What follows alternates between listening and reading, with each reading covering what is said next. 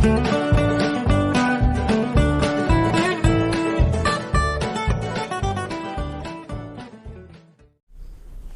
बच्चों, स्वागत है आपका। हम लोग पढ़ रहे हैं तत्वों के गुणधर्मों में आवर्तिता, एक ऐसी टॉपिक जो इतनी इम्पॉर्टेंट है कि रसायन विज्ञान पढ़ने वाले सभी बच्चों के लिए बहुत ज़्यादा मायने रखती है। लगभग सभी चैप्टर्स में इसका प्रयोग होता है कहीं ना कहीं।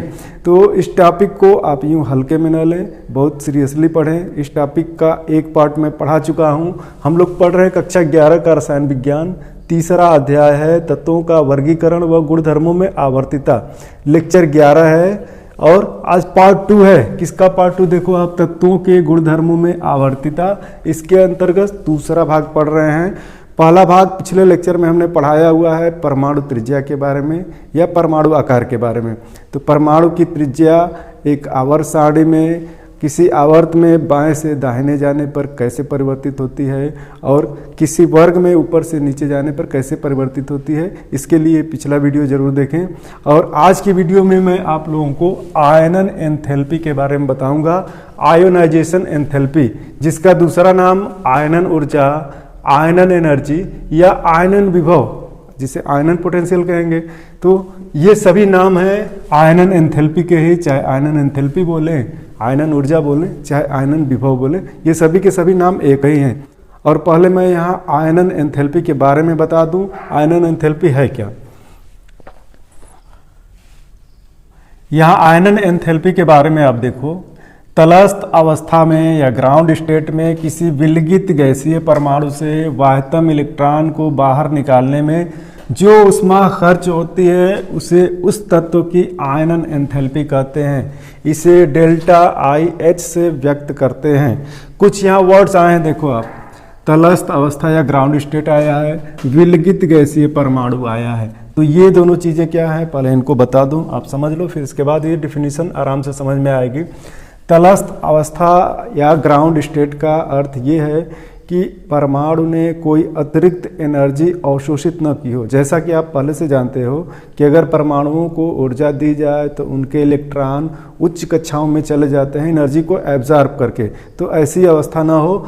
आयनन एंथैल्पी की गणना कहाँ से करते हैं? तलस्थ अवस्था से और विलगित गैसीय परमाणु से करते हैं। विलगित अर्थात अलग गैसीय परमाणु। जैसे अगर हाइड्रोजन गैस की बात करूँ तो हाइड्रोजन गैस में ये हाइड्रोजन के परमाणु नहीं है बल्कि हाइड्रोजन के अणु होते हैं। और सबसे पहले क्या करना होगा? हाइड्रोजन अणु को तोड़ना होगा। तोड़ने के लिए भी इसमें कुछ एनर्जी लगेगी, तो उस एनर्जी की यहाँ चर्चा नहीं होनी, उस एनर्जी का यहाँ जिक्र नहीं होना। पहले हाइड्रोजन परमाणु को तोड़ना है और इसको परमाणुक अवस्था में, हाइड्रोजन अणु को तोड़ना है और इसको परमाणविक अवस्था में लाना है। जब यह परमाणविक अवस्था में पहुँच गया तो उसके तुरंत बाद से इलेक्ट्रॉन को अगर बाहर निकालने की प्रक्रिया शुरू करनी है तो वहीं से आयनन एंथैल्पी की गणना करनी होगी। वहीं से जो ऊर्जा हम खर्च कर रहे हैं उसकी गणना करनी होगी। तो यह हाइड्रोजन का परमाणु हुआ, बाहरी कक्षा में एक इलेक्ट्रॉन होता है, बीच में नाभिक है इसका। तो चूंकि इसके पास एक ही कक्षा है, एक ही इलेक्ट्रॉन है, अगर इसको इलेक्ट्रॉन को बाहर किया गया जब यह परमाणुविक अवस्था में है तो बाहर करने में जितनी एनर्जी हमको यहाँ देनी होगी, जितनी एनर्जी खर्च करनी होगी, उसी को आयनन एंथैल्पी कहेंगे हाइड्रोजन की। तो यहाँ देखो, दिखा दे रहे हैं हम एक इक्वेशन से। हाइड्रोजन एटम से क्या करना है? एक इलेक्ट्रॉन रिमूव करना है और जब इलेक्ट्रॉन रिमूव करेंगे तो यह H+ अवस्था में आएगा और यहाँ पे देखो 1e, एक इलेक्ट्रॉन यहाँ बाहर हो गया। यहाँ हमको ऊष्मा देनी पड़ेगी, ऊष्मा, और इसी ऊष्मा को हम कहते हैं आयनन एंथैल्पी। अब फिर से मैं डिफिनीशन पढ़ता हूँ, आपको अब अच्छे से डिफिनीशन समझ में आएगी। तलस्थ अवस्था में किसी विलगित गैसीय परमाणु से बाह्यतम इलेक्ट्रॉन को बाहर निकालने में जो ऊष्मा खर्च होती है उसे उस तत्व की आयनन एंथैल्पी कहते हैं। तो बाह्यतम इलेक्ट्रॉन की भी बात हुई है यहाँ पे, बाह्यतम इलेक्ट्रॉन को बाहर निकालने में। तो ये तो बहुत नॉर्मल प्रोसेस है, कोई भी एटम हो, एक बहुल इलेक्ट्रॉन युक्त एटम, सोडियम की बात कर रहा हूँ, बीच में सोडियम का नाभिक होगा, एक कक्षा, दो कक्षा, तीन कक्षाएं होती हैं सोडियम में कुल। पहली कक्षा में इलेक्ट्रॉन्स कितने होते हैं? दो से ज़्यादा हो ही नहीं सकते। दूसरी कक्षा में 8 इलेक्ट्रॉन होते हैं, दूसरी कक्षा में 8 से ज़्यादा नहीं हो सकते, और तीसरी कक्षा में केवल 1 इलेक्ट्रॉन होता है। जैसा कि इसका इलेक्ट्रॉनिक विन्यास अगर लिखा जाए तो सोडियम में 11 इलेक्ट्रॉन होते हैं, 2, 8, 1 लिखते हैं। तो इसकी बाहरी कक्षा में 1 इलेक्ट्रॉन है, और जब इलेक्ट्रॉन को बाहर निकालने वाली प्रोसेस होगी तो बाहरी कक्षा का ही इलेक्ट्रॉन निकलेगा। इसी को बाह्यतम इलेक्ट्रॉन कहा गया है। तो बाह्यतम इलेक्ट्रॉन को बाहर निकालने में जो भी ऊष्मा खर्च करनी होगी, यहाँ जो भी एनर्जी लगेगी, उसी को आयनन एंथैल्पी कहते हैं, या उसी को आयनन ऊर्जा कहते हैं, या उसी को आयनन विभव कहते हैं। तो ये सारे टर्म्स आप याद रखें, काम आएंगे। अब इसके बाद मैं यहाँ बता दे रहा हूँ कि क्या एक से अधिक इलेक्ट्रॉन भी निकाले जा सकते हैं, तो उस समय आयनन ऊर्जा को क्या कहेंगे। तो यहाँ पे देखो, आप बता दे रहा हूँ, किसी विलगित परमाणु से 1 इलेक्ट्रॉन बाहर निकालने में लगी ऊष्मा को प्रथम आयनन एंथैल्पी कहते हैं। यहाँ गैसीय आप जोड़ लेना, किसी विलगित गैसीय परमाणु से 1 इलेक्ट्रॉन बाहर निकालने में लगी ऊष्मा को प्रथम आयनन एंथैल्पी कहते हैं, तथा दूसरा इलेक्ट्रॉन बाहर निकालने में लगने वाली ऊष्मा को द्वितीय आयनन एंथैल्पी कहते हैं। बात को समझो, मान लो एक एटम ए है, अगर इससे 1 इलेक्ट्रॉन रिमूव कराना है तो यह A+ अवस्था में आएगा, 1 इलेक्ट्रॉन यहाँ निकल गया। अब 1 इलेक्ट्रॉन निकालने में कुछ ऊष्मा खर्च हुई है ना, ऊष्मा, इसी ऊष्मा को हम डेल्टा IH कहते हैं। तो यह प्रथम आयनन एंथैल्पी है, यहाँ IH1 कर दे रहे हैं प्रथम के लिए। अब देखो, अगर दूसरा इलेक्ट्रॉन बाहर निकालना होगा तो किससे निकालना होगा, A+ स्टेज में हो गया है, यह धनायन बन चुका है। अब धनायन से दूसरा इलेक्ट्रॉन निकालना है, और आप सपोज कर सकते हो कि धनायन से इलेक्ट्रॉन निकालना अब पहले की अपेक्षा ज़्यादा मुश्किल है, ज़्यादा ऊर्जा देनी होगी, क्योंकि नाभिकीय आवेश अब बढ़ा है। यहाँ 1 इलेक्ट्रॉन घटा तो नाभिकीय आवेश जो शेष इलेक्ट्रॉन बचे उन पे ज़्यादा लग रहा है, तो अब इलेक्ट्रॉन निकालने में ज़्यादा ऊर्जा खर्च करनी होगी। तो यहाँ से फिर से अगर 1 इलेक्ट्रॉन निकाला जा रहा है तो A2+ अवस्था में आएगा, और 1 इलेक्ट्रॉन यहाँ बाहर रिमूव होगा, और यहाँ पे हमको ऊष्मा देनी होगी, और इसको हम कहेंगे द्वितीय आयनन एंथैल्पी, या डेल्टा IH2 कह सकते हैं। तो यह हो गई द्वितीय आयनन एंथैल्पी या प्रथम आयनन एंथैल्पी। अगर तीसरा इलेक्ट्रॉन भी बाहर निकालें तो यहाँ से हम काउंट करेंगे तृतीय आयनन एंथैल्पी की, और तब हमको A2+ में से तीसरा इलेक्ट्रॉन बाहर निकालने में जो ऊर्जा देनी होगी उस ऊर्जा को तृतीय आयनन एंथैल्पी कहेंगे। तो यह हो गई प्रथम, द्वितीय और तृतीय आयनन एंथैल्पी की बात। अब मैं आपको बता रहा हूं कि आवर्त सारणी में अगर किसी आवर्त में बाएं से दाहिने जाएं तो आयनन एंथैल्पी के मान में क्या चेंजिंग होती है, और किसी वर्ग में ऊपर से नीचे आएं तो आयनन एंथैल्पी के मान में क्या चेंजिंग होती है। देखो इसे,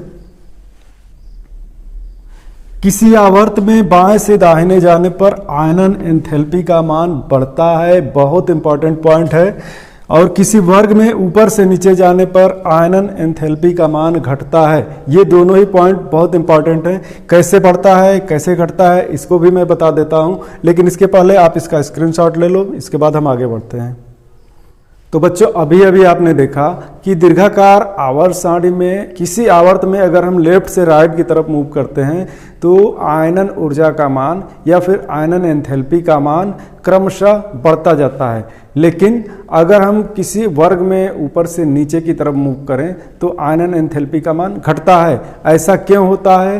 तो ऐसा इसलिए होता है कि ये तमाम कारक हैं, ये तमाम फैक्टर्स हैं जो आयनन एंथैल्पी के मान को प्रभावित करते हैं। तो ये हैं आयनन एंथैल्पी को प्रभावित करने वाले कारक, और इसमें कुछ पॉइंट बहुत इंपॉर्टेंट हैं, बहुत सारे पॉइंट से आप परिचित हो। देखो, परमाणु आकार आप पहले से जान गए हो, परमाणु आकार क्या है। इसके अलावा नाभिकीय आवेश, जैसा कि हम लोग जानते हैं नाभिक में प्रोटॉन होते हैं तो नाभिकीय आवेश धनात्मक होता है, इसी को नाभिकीय आवेश कहते हैं। आवरणीय प्रभाव या परिरक्षण प्रभाव, ये इंपॉर्टेंट पॉइंट है, संभवतः आप इससे परिचित न हो। अगर परिचित न हो तो घबराने की कोई जरूरत नहीं, यही बताऊंगा आवरणीय प्रभाव को भी। आवरणीय प्रभाव को हम स्क्रीनिंग इफेक्ट कहते हैं, स्क्रीनिंग इफेक्ट, और परिरक्षण प्रभाव की अंग्रेजी है शील्डिंग इफेक्ट। दोनों ही नाम से जानो आप, शील्डिंग इफेक्ट। तो आवरणीय प्रभाव या परिरक्षण प्रभाव, चौथा प्रभाव है उपकोषों का प्रभाव। तो किसी मुख्य कक्षा के अंदर उपकोष होते हैं, इन उपकोषों का भी प्रभाव पड़ता है आयनन एंथैल्पी पे। और पांचवा प्रभाव है इलेक्ट्रॉनिक व्यवस्था का अस्थायित्व। तो हम पहले से शुरू कर रहे हैं। देखो अब परमाणु आकार, जैसा कि पिछली वीडियो में मैंने आपको बताया है कि जब हम लेफ्ट से राइट की तरफ मूव करते हैं तो एटॉमिक त्रिज्या क्या होती है, धीरे धीरे घटती है ना। तो जब एटॉमिक त्रिज्या घटेगी तो यहाँ से यहाँ जाने पर अगर हम इसमें से बाहरी इलेक्ट्रॉन को बाहर निकालें तो आप सपोज करो एटॉमिक त्रिज्या क्यों घट रही है, नाभिकीय आवेश बढ़ रहा है, इसी कारण तो घट रही है। तो नाभिकीय आवेश यहाँ ज़्यादा है, यहाँ कम है। तो नाभिकीय आवेश यहाँ ज़्यादा है, इलेक्ट्रॉनों को ज़्यादा तेज़ी से पकड़े है, तो इसमें से इलेक्ट्रॉन बाहर निकालना आसान होगा, इसमें से बाहर निकालना ज़्यादा मुश्किल होगा, ज़्यादा एनर्जी खर्च करनी होगी। यही कारण है कि लेफ्ट से राइट की तरफ मूव करें तो आयनन ऊर्जा का मान बढ़ता है। और किसी वर्ग में हम ऊपर से नीचे आएँ तो इस तरह बनता है, परमाणु और बड़ा होता जाता है। तो जब परमाणु बड़ा होता जाएगा तो उस पर इलेक्ट्रॉन, नाभिक का जो प्रभाव है, नाभिकीय आवेश बाहरी इलेक्ट्रॉन पे कम प्रभाव डालता है, तो इस कारण से नीचे आने पर आयनन ऊर्जा का मान घटता है। दूसरा पॉइंट देखो आप, नाभिकीय आवेश, पहला और दूसरा पॉइंट एक दूसरे से संबंधित है और दोनों की ही चर्चा हमने यहाँ कर दी है। तीसरे पॉइंट पे आ रहे हैं जो बहुत इंपॉर्टेंट है, आवरणीय प्रभाव या परिरक्षण प्रभाव, स्क्रीनिंग इफेक्ट अथवा शील्डिंग इफेक्ट। और दोनों के बारे में अलग से भी क्वेश्चन आते हैं कि आवरणीय प्रभाव क्या है या शील्डिंग इफेक्ट क्या है। तो यहाँ दोनों को बता दे रहा हूँ। देखो आप, एक एटम की बात कर रहे हैं हम, मान लो कैल्शियम का हमने परमाणु लिया है, कैल्शियम का। तो कैल्शियम में एक नाभिक है, नाभिक के बाहर एक कक्षा, दूसरी कक्षा, ये तीसरी कक्षा, कुल 3 कक्षाएं हैं। और इलेक्ट्रॉन्स की बात करें तो पहली कक्षा में 2 इलेक्ट्रॉन, दूसरी कक्षा में 8 इलेक्ट्रॉन और तीसरी कक्षा में कुल 2 इलेक्ट्रॉन हैं इस कैल्शियम परमाणु में। अब आप सपोज करो नाभिकीय चार्ज इन इलेक्ट्रॉनों पर ज़्यादा लगेगा ना, क्योंकि नाभिक से सबसे नज़दीक तो पहली कक्षा है। इन इलेक्ट्रॉनों पर नाभिकीय आवेश पहली कक्षा की अपेक्षा कम हो जाएगा। नाभिक का आकर्षण बल जो है, कक्षाएं जैसे जैसे बढ़ती जाएंगी वैसे वैसे बाहर इलेक्ट्रॉन पे कम होता जाएगा। तो जितना ये इलेक्ट्रॉन नाभिकीय आकर्षण का अनुभव करेगा उतना बाहर वाले इलेक्ट्रॉन्स नहीं करेंगे। तो इसी को कहते हैं आवरणीय प्रभाव। ये अंदर वाली कक्षाएं बाहर वाले इलेक्ट्रॉन्स के लिए एक आवरण का काम करती हैं, एक पर्दे का काम करती हैं। और जैसा कि इलेक्ट्रॉन रिपल्सन होता है, आपस में एक इलेक्ट्रॉन दूसरे को प्रतिकर्षित करता है, तो यह शील्ड की तरह काम करता है, एक ढाल जैसे। इसीलिए इस नाभिक का प्रभाव बाहरी कक्षा के इलेक्ट्रॉनों पर कम हो जाता है अपेक्षाकृत अंदरूनी कक्षा के इलेक्ट्रॉनों के। तो इसी को हम कहते हैं आवरणीय प्रभाव। और जितने ही इलेक्ट्रॉन इस अंदर वाली कक्षा में होंगे, आवरणीय प्रभाव या शील्डिंग इफेक्ट का मान भी उतना ही ज़्यादा होगा और बाहर वाले इलेक्ट्रॉनों पर नाभिक का आकर्षण प्रभाव उतना ही कम होगा। तो यह तीसरा और मुख्य कारण है। आवरणीय प्रभाव भी जान गए आप यहाँ।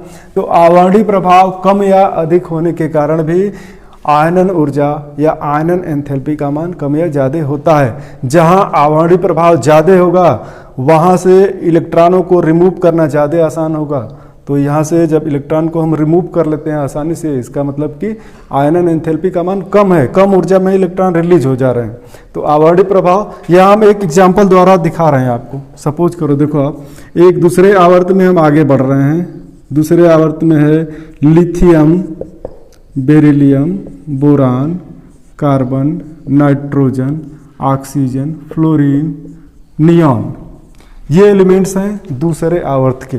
और दूसरे आवर्त में अगर हम आयनन विभव की तुलना करें तो देखो, अगर यहाँ हम एनर्जी दिखा दें और इधर एटॉमिक नंबर दिखा दें 1 2 3 4 5 करके, तो क्रमशः एक एक तत्व आते जाएंगे। लिथियम के लिए 3 होता है, तो यहाँ लिथियम को हम तीसरे खाने पे दिखा दे रहे हैं। लिथियम से इलेक्ट्रॉन बाहर निकालना होगा।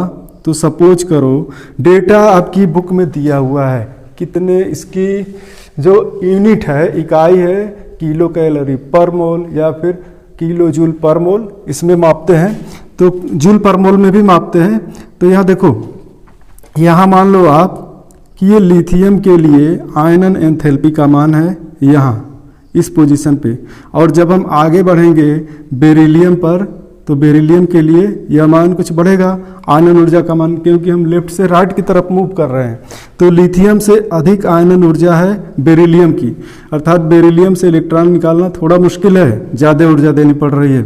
लेकिन जब हम बोरान पे आते हैं तो बोरान की आयनन एंथैल्पी बेरिलियम से कुछ कम प्राप्त होती है। तो यही वह कारण है कि देखो आप इलेक्ट्रॉनिक व्यवस्था यहाँ बोरान का दिखा रहा हूँ। बोरान है, 5 इलेक्ट्रॉन है और 5 इलेक्ट्रॉन में देखो 1s2 2s2 2p1।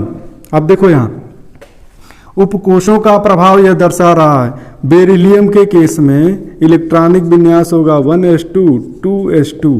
यहाँ बेरिलियम में जब इलेक्ट्रॉन रिमूव किया जा रहा है तो s उपकोष से रिमूव किया जा रहा है और बोरान में p उपकोष से। s उपकोष नाभिक से ज़्यादा करीब होता है अपेक्षाकृत p उपकोष के।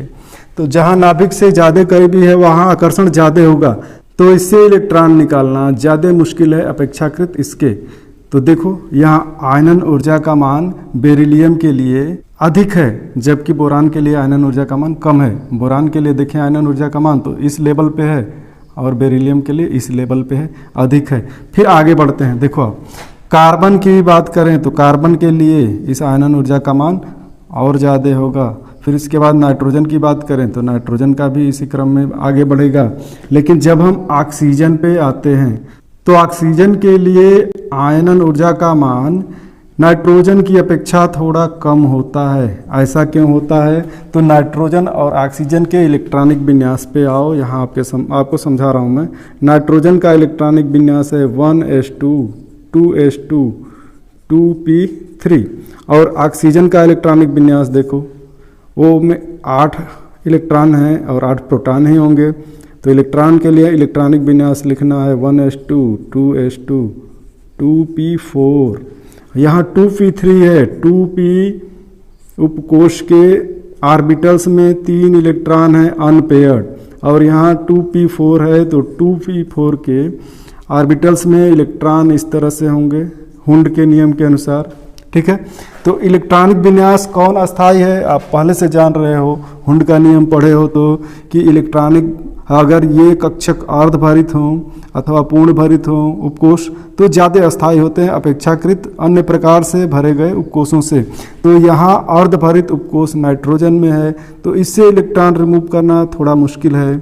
लेकिन यहाँ पे न तो अर्धभरित उपकोष है न तो पूर्ण भरित उपकोष है, तो यहाँ पे इलेक्ट्रॉन रिमूव करना नाइट्रोजन की अपेक्षा थोड़ा आसान है। इसलिए इसकी आयनन ऊर्जा का मान ऑक्सीजन का नाइट्रोजन से थोड़ा कम प्राप्त होता है। अब इसके बाद अगर हम आगे बढ़ते हैं तो फ्लोरीन का नंबर आएगा। तो फ्लोरीन के लिए आयनन ऊर्जा का मान ज़्यादा होता है। और नियॉन की बात करें तो यह तो पूर्ण अस्थायी कोषों वाला और उपकोषों वाला एटम है, तो इसके लिए तो आयनन ऊर्जा का मान बहुत ज़्यादा है। तो याद रखें अक्रिय गैसों की संरचना अस्थायी होती है, इसलिए उनसे इलेक्ट्रॉन रिमूव करना ज़्यादा मुश्किल होता है।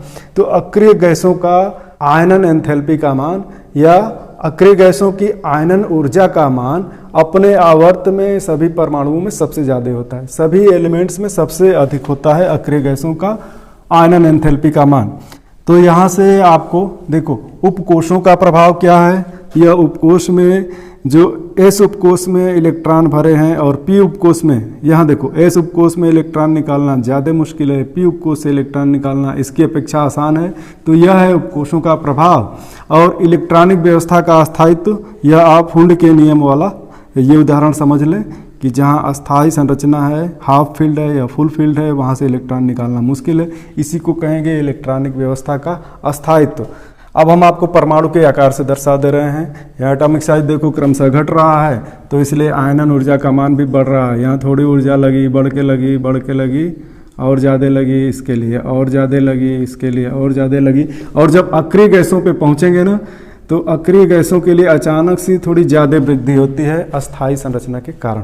तो ये क्रम है ऊर्जा के बढ़ने का, आयनन एंथैल्पी के बढ़ने का किसी आवर्त में। और जब हम वर्ग की बात करते हैं, यहीं पे आप वर्ग भी देख लो, तो जब नीचे आते हैं तो कक्षाएं बढ़ती जाती हैं, इसी से एटॉमिक साइज भी बढ़ता है। तो कक्षाएं बढ़ेंगी तो परमाणु का आकार बढ़ेगा, और जब परमाणु का आकार ज़्यादा है तो आयनन एंथैल्पी का मान कम है, क्योंकि जैसे जैसे आकार बढ़ता है वैसे वैसे इलेक्ट्रॉन रिमूव करना ज़्यादा आसान है। तो ये सारे पॉइंट्स इन पे भी लागू होंगे। लेकिन जिस तरह का डाइवर्जन यहाँ पे देखने को मिला है थोड़ा सा, कि यहाँ बोरान का आयनन विभव बेरिलियम की अपेक्षा कम प्राप्त हो रहा है, इस तरह का डाइवर्जन वर्गों में नहीं मिलता है। वर्गों में क्रमशः नीचे आने पर आयनन एंथैल्पी का मान घटता ही है। तो ये आयनन एंथैल्पी वाले पॉइंट्स हो गए। नेक्स्ट वीडियो में हम आपको तत्वों के गुणधर्मों में आवर्तता के अगले सब टॉपिक पे ले जाएंगे, जिसका नाम है इलेक्ट्रॉन लब्धि एंथैल्पी। आयनन एंथैल्पी के बाद इलेक्ट्रॉन लब्धि एंथैल्पी पे आएंगे। तो मिलते हैं नेक्स्ट वीडियो में। Thank you.